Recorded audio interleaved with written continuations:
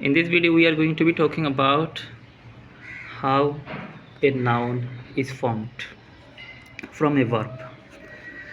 ভার্বের সাথে যখন আমরা al এই সাফিক্সটা যুক্ত করি তখন সেটা নাউন হয়ে যায়। এবং আসলে নাউন ফর্মের জন্য অনেকগুলো নাউন গঠন করার জন্য অনেকগুলো রুলস রয়েছে, সেটার মধ্যে এটা একটি। আমরা এটা নিয়েই আজকে কথা বলবো। ফর এক্সাম্পল প্রপোজ, এন্ড এটার সাথে যখন al যুক্ত করব তখন এটা হয়ে যাবে প্রপোজাল। এটা ভার্ব থেকে নাউন,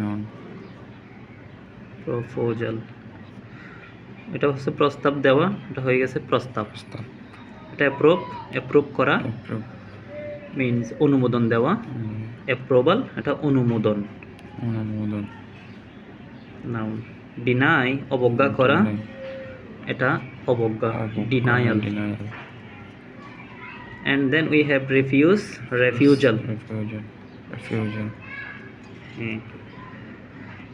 এরকম আরো অনেক আছে এবং অনেক থাকতে পারে, সবগুলো এরকমই অর্থ প্রকাশ করবে, এভাবেই অর্থ প্রকাশ করবে। And this is the end of it. Hope to see you in the next video.